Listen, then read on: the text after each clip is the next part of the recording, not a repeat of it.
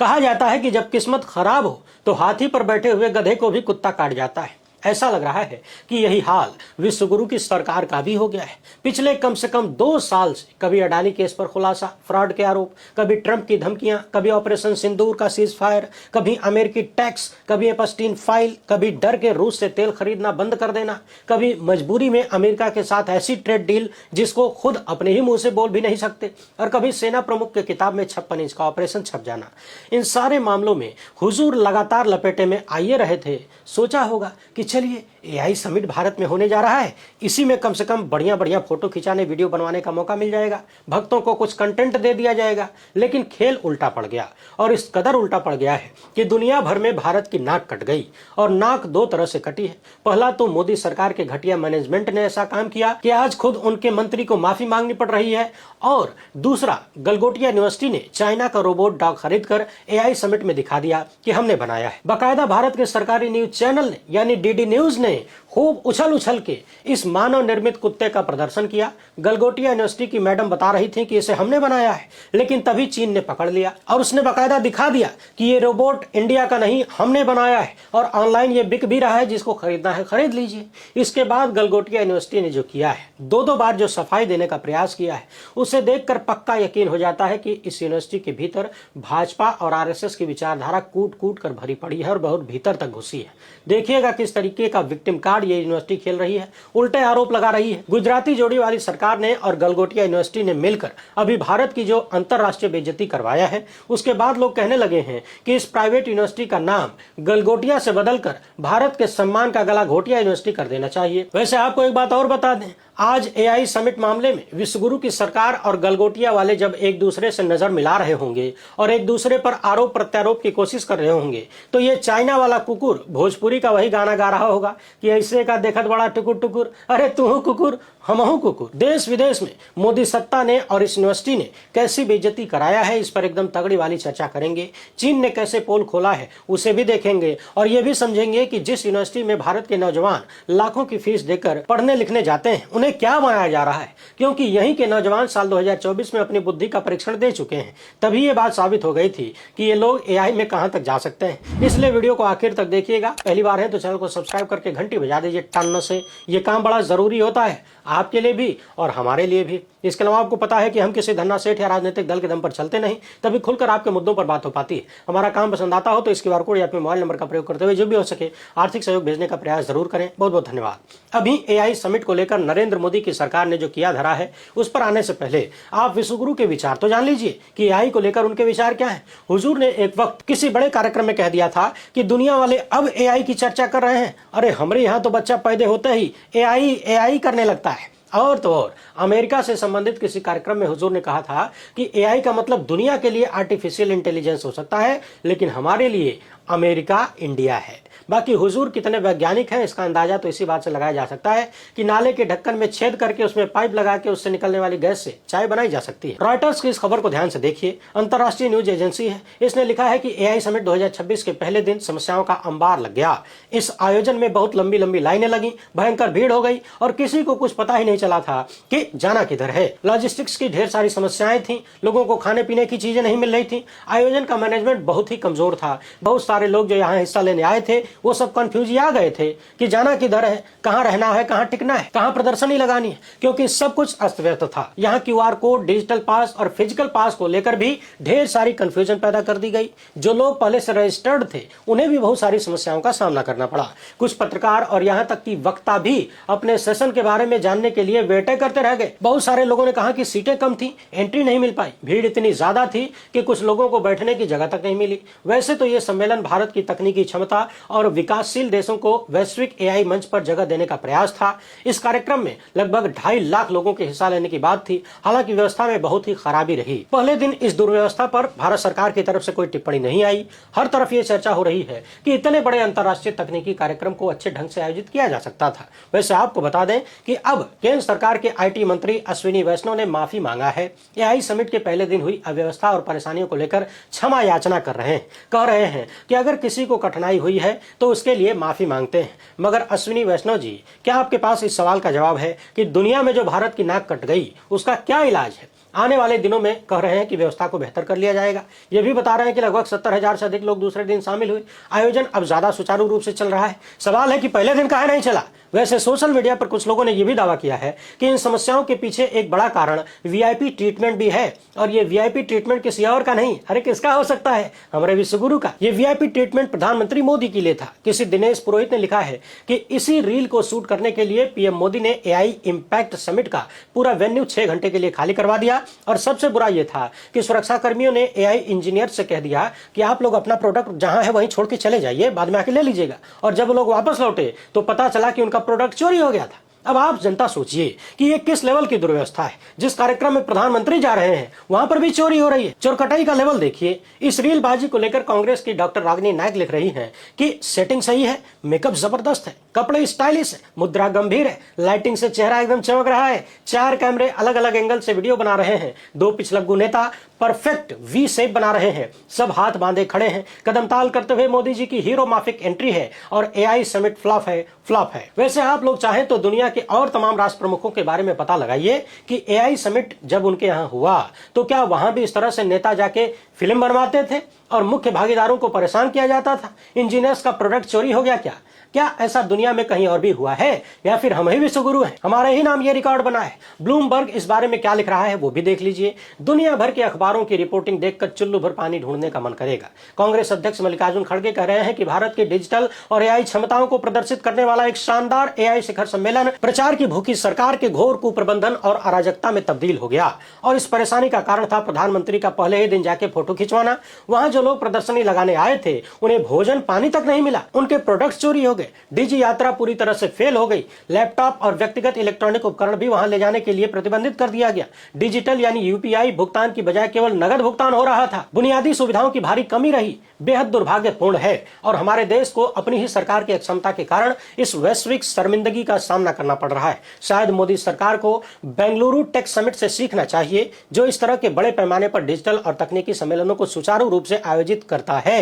हर तरफ चर्चा यही है कि हुजूर के पहुंचने से पूरा मैनेजमेंट इनके पीछे खड़ा हो गया, जगह को खाली करानी पड़ी, इसलिए लोगों को भारी परेशानी का सामना करना पड़ा। अब आप सोचिए कि इनको क्या जल्दी थी पहले दिन जाके फोटो खिंचाने की। अरे भाई, इनकी फोटो आने से पहले अगर बाकी लोग अपना फोटो खिंचवा के डाल देंगे सोशल मीडिया पे तो हुजूर की बेइज्जती नहीं हो जाएगी? लोग कहेंगे कि ये फोटो तो हम पहले देख चुके हैं, ये सब पहले देख चुके हैं। और सोचिए कि डिजिटल इंडिया का नारा देने वाले एआई समिट आयोजित कर रहे हैं, एआई समिट, और वहां पर डिजिटल पेमेंट नहीं लिया जा रहा है, नगद भुगतान करना मजबूरी है। क्या इससे बड़ा मजाक कुछ हो सकता है? सोचिए, सरकार आपको बुला रही है एआई समिट में, जहां दुनिया भर से लोग आ रहे हैं, कह रही है कि आइए अपना प्रोडक्ट दिखाइए और दुनिया को बताइए कि भारत एआई तकनीकी में कैसा काम कर रहा है। और जो इंजीनियर अपना प्रोडक्ट वहां लेकर जाते हैं उनका प्रोडक्ट चोरी हो जाए। सोचिए ये किस कदर मिसमैनेजमेंट रहा होगा। सवाल है कि क्या हुजूर का पहुंचने का प्लान, फोटो खिंचाने का प्लान अचानक से बन गया? जो मुख्य उद्देश्य था उसको पूरा किए बिना क्या इनका फोटो खिंचवाना जरूरी है? ये किस हद की बेशर्मी है कि आप अपनी आकांक्षाओं को पूरा करने के लिए दुनिया भर में देश की नाक कटवा दें।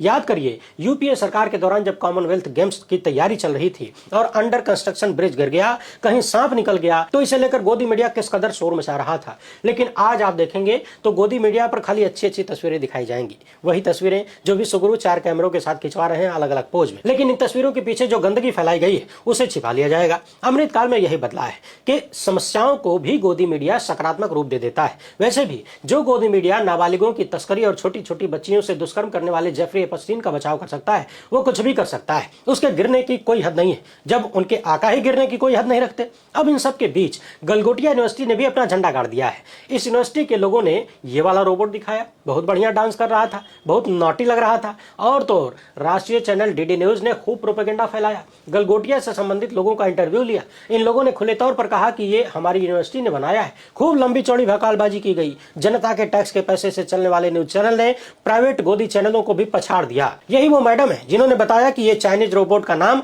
ओरायन है, और यहां तक कहा कि गलगोटिया यूनिवर्सिटी के सेंटर ऑफ एक्सीलेंस द्वारा इसे डेवलप किया गया है। इन्होंने यह भी दावा किया कि हम पहली प्राइवेट यूनिवर्सिटी हैं जो 350 करोड़ रुपया एआई में इन्वेस्ट कर रहे हैं, और हमारे कैंपस में डेडिकेटेड ब्लॉक है एआई के लिए। एक बार नहीं, ये मैडम बार बार राष्ट्रीय चैनल पर यह दावा करती हैं कि यह गलगोटिया यूनिवर्सिटी के सेंटर ऑफ एक्सीलेंस द्वारा डेवलप किया गया है। मैडम ने खूब चहक चहक के इस चाइनीज रोबोट को अपना बताया, इसकी खासियत बताई, गिनवाया, बाकायदा नाम भी दे दिया, और यूनिवर्सिटी के लोगों से ज्यादा तो डीडी न्यूज के कोड पैंट टाई लगाए हुए ये महानुभाव चहक रहे थे, एकदम फुदक रहे थे, मगर ये चहकना फुदकना ज्यादा देर टिक नहीं पाया, क्योंकि चाइना पल्स ने ये वाली खबर शेयर कर दिया और बता दिया कि यूनिटरी से आप $2800 पे करके ये रोबोट खरीद सकते हैं, जिसे भारत की एक यूनिवर्सिटी ने अपनी खोज बताकर AI समिट दिल्ली में प्रस्तुत कर दिया है। सोचिए ये कितनी बेइज्जती का मामला है। क्या गलगोटिया यूनिवर्सिटी वालों को ये पता नहीं था कि इतना बड़ा झूठ जब हम कैमरे पर बोलेंगे तो ये पकड़ा भी जाएगा? क्या ऐसे मूढ़ लोग इस यूनिवर्सिटी के मैनेजमेंट में काम करते हैं, जिनके पास इतनी भी बुद्धि नहीं है कि जिस समिट में दुनिया भर के लोग शामिल हो रहे हैं, जिस समिट में दुनिया की नजरें, वहां पर इतना बड़ा झूठ परोसने की क्या जरूरत थी? इस एक घटना ने भारत में लाखों उन युवाओं और AI प्रोग्रामर्स को बदनाम कर दिया है जो सच में मेहनत कर रहे हैं और बहुत अच्छा कर रहे हैं। गलगोटिया ने उन सबकी मेहनत का गला घोंट दिया और साथ में भारत के सम्मान का भी। चाइना पल्स ने एक नहीं बल्कि कई ट्वीट करके भारत को बार बार नीचा दिखाने का प्रयास किया और इसका कारण था गलगोटिया यूनिवर्सिटी तथा नरेंद्र मोदी की सरकार का गैर जिम्मेदारापन। क्या सरकार को पहले से ये जांचना नहीं चाहिए कि कौन कौन से लोग कौन कौन सा प्रोडक्ट लेकर आ रहे हैं? वो प्रोडक्ट उन्हीं का है, यानी भारत का है, या फिर किसी और से खरीद के चोरी चकारी करके ला रहे हैं? वैसे तो पिछले कई साल से हम देख रहे हैं तमाम चाइनीज प्रोडक्ट्स पर ऊपर से मेड इन इंडिया का स्टिकर लगा दिया जाता है और आपको टोपी पहना दी जाती है कि ये भारत में बना है। तो कुल मिलाकर ये फर्जीवाड़ा कोई नया नहीं है, बस अब तक लिखकर मेड इन इंडिया बताया जाता था और यहाँ गलगोटिया वाली मैडम ने खुलेआम बोलकर, जिनका नाम है प्रोफेसर नेहा सिंह, इन्होंने खुलेआम बोलकर फर्जीवाड़े का खुलासा कर दिया।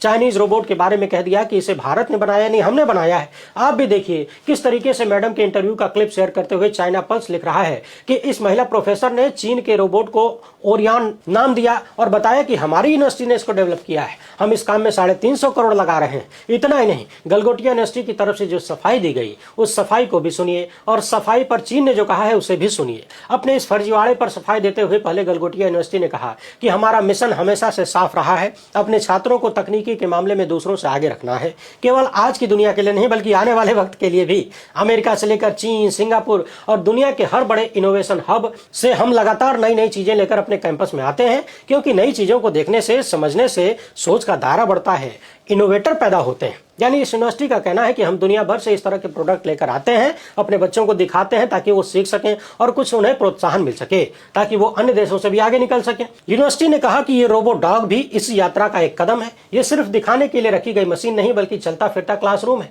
सवाल है कि आप अपना क्लासरूम क्यों नहीं बना पाए? कह रहे हैं कि हमारे छात्र इसका प्रयोग कर रहे हैं और अपना ज्ञान बढ़ा रहे हैं। हम साफ साफ कहते हैं कि हमने इस रोबोट को नहीं बनाया है, न ही हमने ऐसा कोई दावा किया है। यानी देखिए, सरेआम इनका झूठ पकड़ा गया। इस यूनिवर्सिटी की मैडम DD न्यूज के कैमरे पर दावा कर रही हैं कि हमने इसे बनाया है और कई बार दावा करती हैं। पकड़े जाने पर गलगोटिया यूनिवर्सिटी कहती है कि हमने ऐसा कोई दावा ही नहीं किया।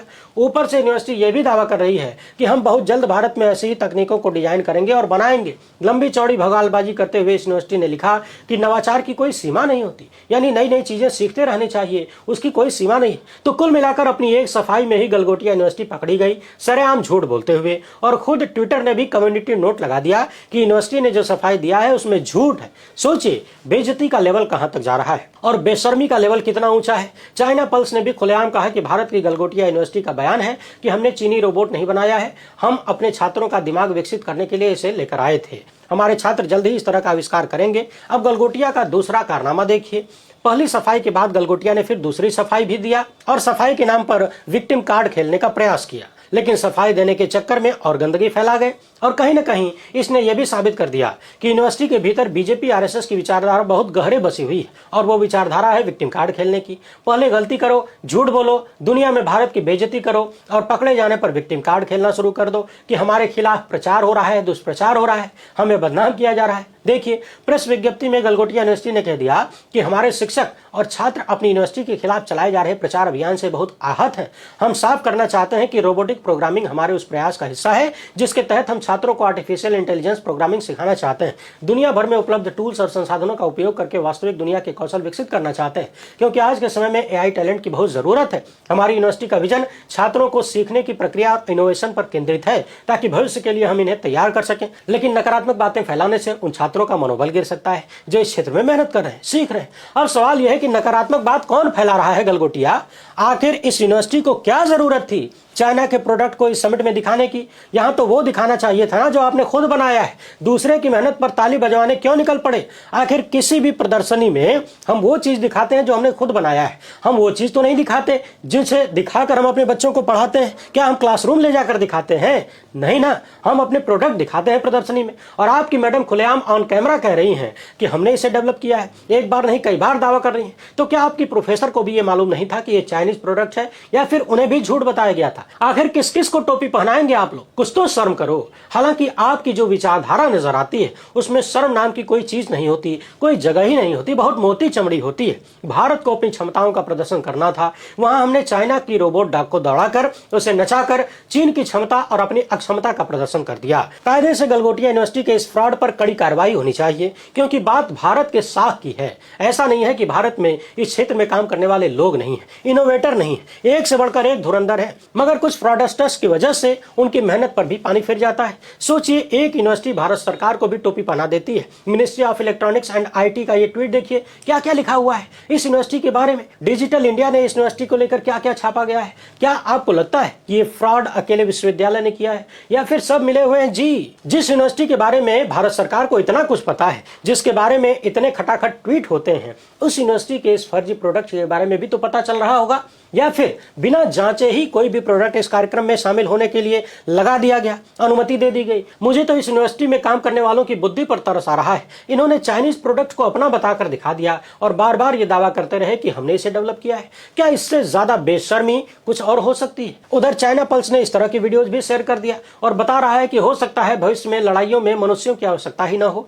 आप भी देखिए कैसे चीन के रोबोट मनुष्यों की तरह पोजीशन ले रहे हैं, गोली चला रहे हैं, उन्हें ट्रेनिंग दी जा रही है। ये उसी कंपनी का रोबोट है जिसके रोबोट डॉग को गलगोटिया ने अपना बता दिया था। गलगोटिया यूनिवर्सिटी से भाजपा के तमाम नेताओं और सरकार का कैसा संबंध है ये बताने की जरूरत नहीं है, चाहे तो आप गूगल करके जांच कर लीजिए। तमाम मीडिया संस्थानों ने खबरें छापी हैं कि एआई के क्षेत्र में गलगोटिया 350 करोड़ इन्वेस्ट कर रहा है। यही बात वो मैडम भी बोल रही है। यानी अब इस देश में सब कुछ राम भरोसे ही चलता हुआ दिख रहा है। वैसे आपको याद दिला दे, साल 2024 के चुनाव के दौरान इसी यूनिवर्सिटी के तमाम छात्रों को बसों में ठूस ठूस कर दिल्ली पहुंचाया गया। ये लोग कांग्रेस के खिलाफ प्रदर्शन कर रहे थे, लेकिन किस मुद्दे पर प्रदर्शन कर रहे हैं, किसका विरोध कर रहे हैं, इन्हें कुछ पता ही नहीं था। जब एक पत्रकार ने जाकर इनसे पूछना शुरू किया कि आप जो तख्तियां लेकर घूम रहे हैं उसमें क्या लिखा है, आखिर किस बात का विरोध कर रहे हो, तो कोई भी छात्र स्पष्ट रूप से बता नहीं पाया। उल्टे इन लोगों ने वो दावा कर दिया जो राहुल गांधी या कांग्रेस ने कभी कहा ही नहीं, जो कि उनके मैनिफेस्टो में था ही नहीं। यानी जो झूठ नरेंद्र मोदी बोल रहे थे चुनाव के दौरान, वही झूठ गलगोटिया यूनिवर्सिटी के छात्रों के दिमाग में भी ठूस दिया गया व्हाट्सएप यूनिवर्सिटी द्वारा। सब अल्ल बल्ल बोल रहे थे। गलगोटिया के इन छात्रों की बातों को सुनकर ही उसी वक्त अंदाजा लगाया जा सकता था कि ये यूनिवर्सिटी साइंस और टेक में, एआई के क्षेत्र में कितना बेहतर काम कर सकती है, इसके छात्र कहां तक जा सकते हैं। और जो बेहतर से बेहतर हो सकता था वो चाइनीज प्रोडक्ट को अपना बताकर इन्होंने करके दिखा दिया। सवाल यह है कि जहां भी इस प्रकार की मूर्खता की बात आती है वहां बीजेपी आरएसएस का संबंध क्यों निकल जाता है। प्राइवेट यूनिवर्सिटीज में लाखों की फीस देकर ये छात्र पढ़ने जाते हैं और वहां इन्हें मिलता क्या है? सत्ता की वाहवाही करने का मौका, अपनी मूर्खता दिखाने का अवसर। लगे हाथ देश के उन छात्रों को एक संदेश दे दिया जाए कि आप जाति के नाम पर सरकारी यूनिवर्सिटीज का माहौल खराब न करें। ऐसा लगता है कि ये सब कुछ साजिश के तहत किया जा रहा है ताकि सरकारी यूनिवर्सिटीज का माहौल खराब हो, पढ़ाई बाधित हो और प्राइवेट यूनिवर्सिटी को नए छात्र मिले, मोटी मोटी फीस वसूलने का मौका मिले। ये पूरा डिजाइन कॉर्पोरेट का बनाया हुआ लगता है कि सरकारी विश्वविद्यालयों को बर्बाद कर दो ताकि प्राइवेट यूनिवर्सिटी में लाखों की फीस वसूलने का मौका मिलता रहे। जो हाल सरकारी अस्पतालों को बर्बाद करके प्राइवेट अस्पतालों को आगे बढ़ाने में हुआ है, वही हाल यूनिवर्सिटी के मामले में भी होता हुआ दिख रहा है।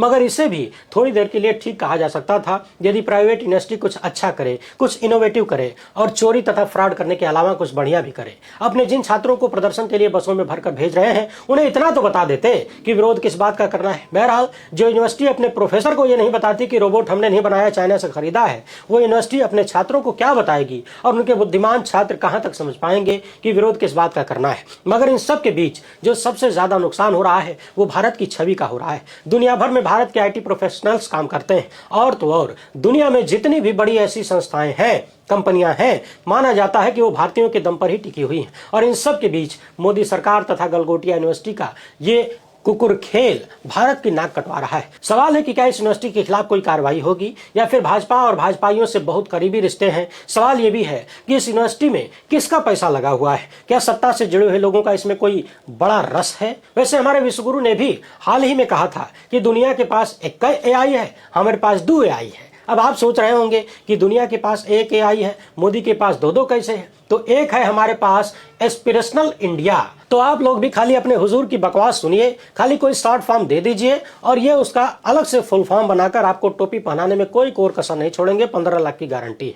कभी एआई को अमेरिका इंडिया बता देते हैं, कभी एस्पिरेशनल इंडिया बता देते हैं, तो कभी एआई बोल देते हैं। जो बच्चे अपनी माँ को आई बुलाते हैं वो आई बुलाते हैं। बाकी भारत के जो नौजवान इस क्षेत्र में बेहतर कर रहे हैं उनको शुभकामनाएं। ऐसे फ्रॉड से बचकर रहिए, मेहनत करिए, भारत का नाम ऊंचा करिए। बदनाम लोगों के चक्कर में ज्यादा न पड़े, वो लोग बदनामी में ही खुद का नाम समझते हैं और जब पोल खुल जाती है तो वीडियो को डिलीट करके डीडी न्यूज वाले भाग जाते हैं। जी हाँ, जब पोल खुली तो सरकारी चैनल वीडियो डिलीट करके भाग गया। कायदे से उसे खुलकर बताना चाहिए था कि उसका कोई रोल नहीं है, यूनिवर्सिटी ने फ्रॉड किया, उसने झूठ बोला, मगर नहीं, उल्टे यूनिवर्सिटी को विक्टिम कार्ड खेलने का मौका दिया जाता है। ये होती है पैसे की ताकत और सत्ता से नजदीकी होने का फायदा। वैसे आप इस मामले पर क्या सोचते हैं? अपनी राय कमेंट बॉक्स में जरूर लिखें। वीडियो को ज्यादा लोगों तक पहुंचाइए। पहली बार है तो चैनल को सब्सक्राइब कर लीजिए। हमसे जुड़ने के लिए बहुत बहुत धन्यवाद।